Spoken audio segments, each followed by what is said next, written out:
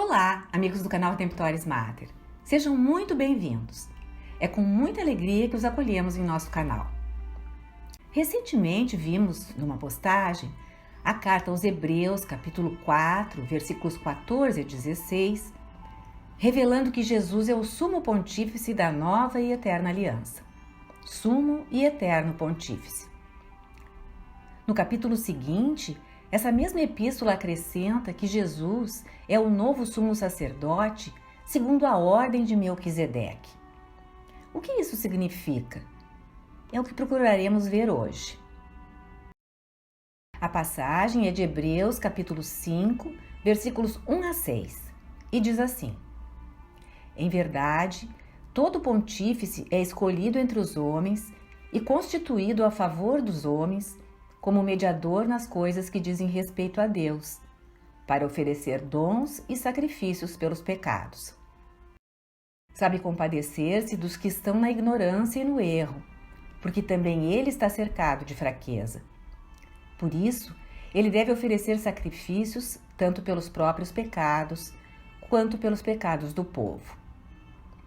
Ninguém se apropria desta honra, senão somente aquele que é chamado por Deus, como a Arão. Assim também Cristo não se atribuiu a si mesmo a glória de ser pontífice. Esta lhe foi dada por aquele que lhe disse: Tu és meu filho, eu hoje te gerei. Como também diz em outra passagem: Tu és sacerdote eternamente, segundo a ordem de Melquisedeque. Essas duas citações são do livro dos Salmos. A primeira é do Salmo 2 e a segunda do Salmo 109, conforme consta da própria carta aos Hebreus. O texto começa por identificar Jesus, novamente, como sumo sacerdote, mas explicita qual o propósito. Todo sumo sacerdote, escolhido entre os homens, é nomeado para agir em nome dos homens em relação a Deus. Significa que todo sumo sacerdote, desde Arão, tem a função de ser um mediador, através da oferta de sacrifícios, representando o povo de Israel perante o Senhor. Age, fala, suplica em nome dos israelitas e oferece sacrifícios, em especial o do dia da expiação dos pecados, o Yom Kippur, pelo qual o povo é reconciliado com Javé por todos os pecados cometidos no ano anterior, seja pela comunidade ou pela nação toda, incluindo os próprios pecados do sacerdote. Essa liturgia foi ensinada por Deus depois do pecado original e depois das quebras de alianças, porque Javé não era um Deus que quisesse sacrifícios humanos como outros deuses anteriores e, portanto, não queria que o próprio povo se oferecesse. Mas os animais representam o povo nessa oferta. No papel de mediador, o sumo sacerdote era capaz de solidarizar-se com todas as tribos de Israel, porque ele mesmo era pecador, cheio de fraquezas. Por isso, antes de oferecer o sacrifício pelo povo, tinha que oferecer o sacrifício por seus pecados particulares. E neste agia como membro do povo. Essa passagem também é muito especial por ser uma das únicas do Novo Testamento em que aparece a linguagem do chamado, da escolha, da vocação, com referência ao sacerdócio. Afirma que o sacerdote não toma sobre si esta honra, mas é chamado por Deus, como foi a Arão. Normalmente, no Testamento Novo, o chamado, a vocação, são termos utilizados para o batismo, como Paulo comumente faz, dirigindo-se às comunidades com expressões como quando vocês foram chamados ou desde que vocês foram chamados, para significar a graça da fé, da justificação, da salvação através do batismo. Portanto, a vocação batismal é para toda pessoa. Mas aqui neste trecho de Hebreus, vemos o fundamento bíblico para a ideia da vocação ao sacerdócio, que é uma missão, e precisa ser concedida, conferida por Deus. Assim como Arão e seus sucessores não podiam chamar sobre si a honra do sacerdócio, a carta aos Hebreus passa a referir que tampouco Cristo se exaltou a si mesmo, mas foi escolhido. Uma das grandes dificuldades que os leitores da carta tinham naqueles primeiros tempos era de entender como Jesus de Nazaré poderia, sendo da tribo de Judá e não da tribo de Levi, oferecer um sacrifício de expiação pelos pecados da humanidade. Como ele podia instituir, na última ceia, o sacrifício do seu corpo e do seu sangue, se somente os sacerdotes podiam derramar o sangue do sacrifício no templo para expiar os pecados. Jesus era um homem leigo, segundo a ideia bíblica do sacerdócio dos levitas. Não era da casa de Arão. Como podia ter se oferecido em sacrifício? Bem, aqui Hebreus procura explicar. Jesus não se exaltou a si mesmo, não como que se ordenou sacerdote. Ele mesmo. Foi chamado por Deus, que o fez sacerdote, assim como chamara Arão e o ordenara sacerdote. O autor da carta nos dá 2 textos do Antigo Testamento, os Salmos 2 e 109, para confirmar isso. No primeiro está escrito: Vou publicar o decreto do Senhor. Disse-me o Senhor, tu és meu filho, eu hoje te gerei. É o versículo 7. E o Salmo 109 diz: O Senhor jurou e não se arrependerá. Tu és sacerdote para sempre, segundo a ordem de Melquisedeque. Está no versículo 4. Quem é essa figura mencionada nesses salmos? É o rei Davi. E o escritor sagrado de Hebreus interpreta messianicamente esses 2 salmos, que originalmente se referiam a Davi, e os aplica a Jesus, como o Messias descendente de Davi. Jesus é o novo Davi. Os salmos mostram que há alguém que não é da tribo de Levi, mas é identificado como filho de Deus e como sacerdote segundo a ordem de Melquisedeque. Como Davi, Jesus foi eleito por Deus e designado sacerdote, não segundo a ordem de Levi, mas segundo a de Melquisedeque. Jesus é o tão esperado Messias descendente de Davi e não é só um Messias rei, mas também Messias sacerdote. Para compreendermos a força destes argumentos, precisamos entrar no contexto do Antigo Testamento, no livro do Gênesis, capítulo 14, versículos 18 a 20. A primeira vez em que Melquisedeque aparece na escritura judaica, quando encontra Abraão, após a batalha em que Abraão libertou seu sobrinho Lote dos homens de Sodoma. Lá está escrito: Melquisedeque, rei de Salém e sacerdote do Deus Altíssimo, mandou trazer pão e vinho e abençoou Abrão, dizendo: Bendito seja Abrão pelo Deus Altíssimo, que criou o céu e terra. Bendito seja o Deus Altíssimo, que entregou os teus inimigos em tuas mãos. E Abrão deu-lhe o dízimo de tudo.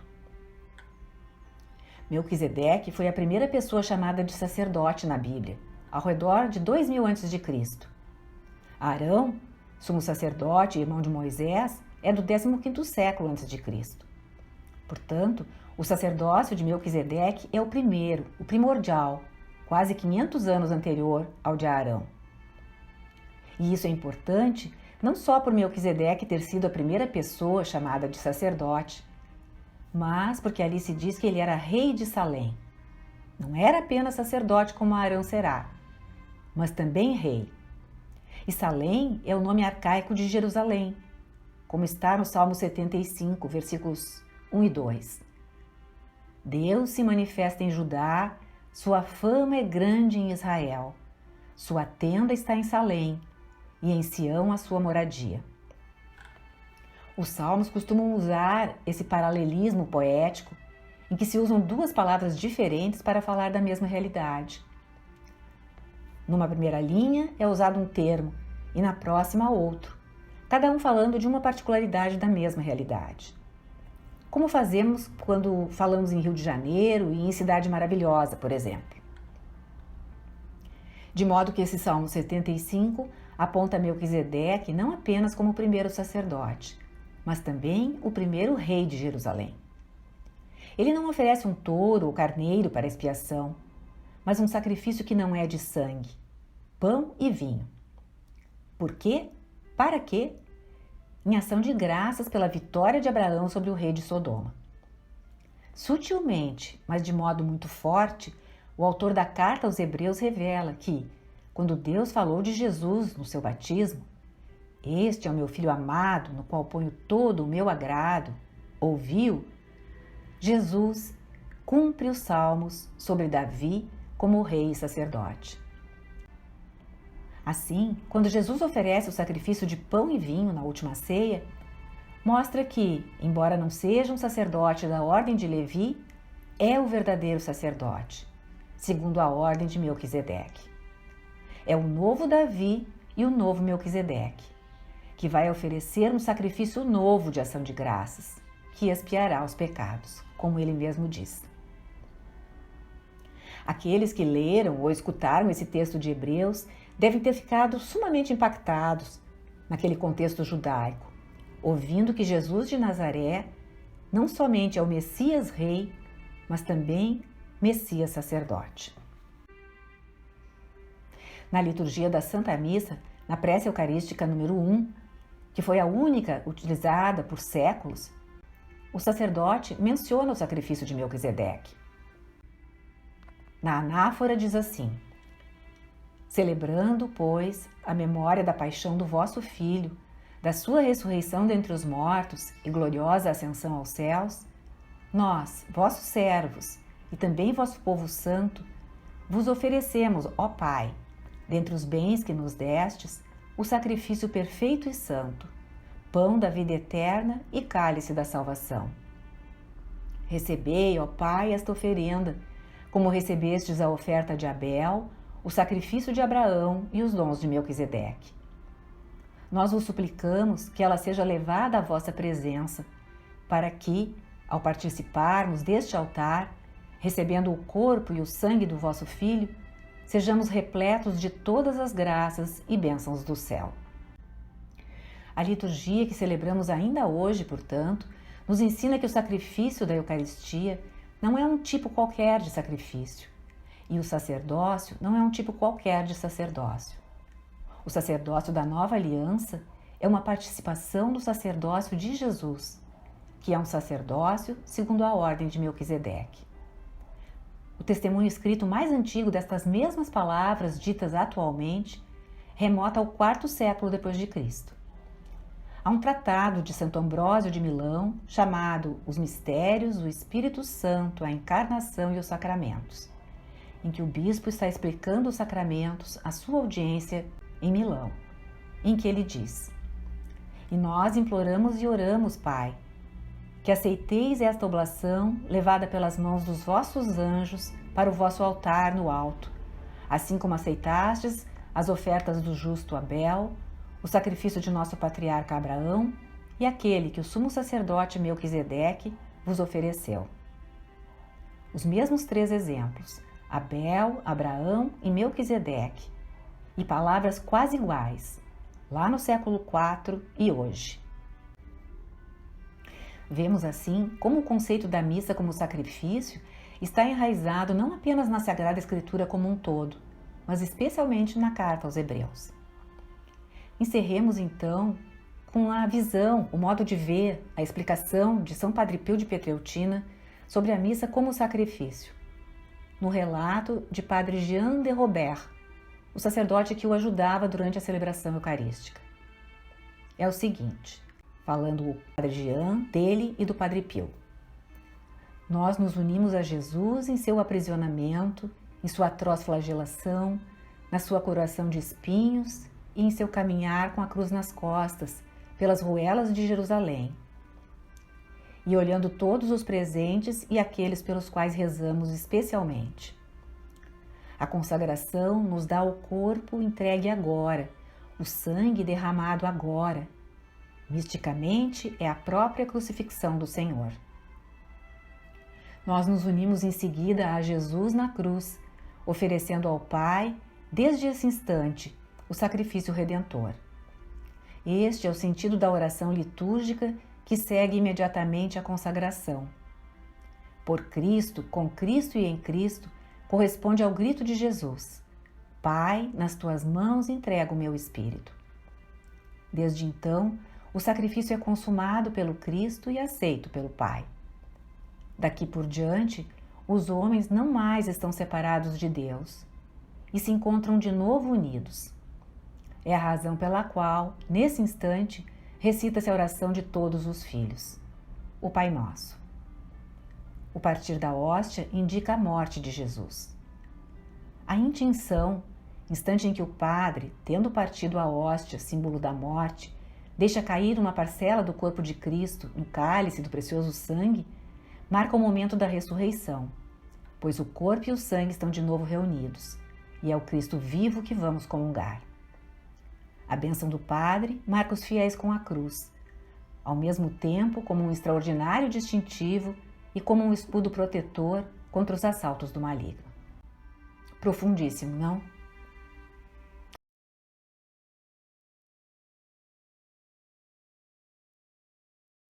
O Senhor esteja convosco, Ele está no meio de nós.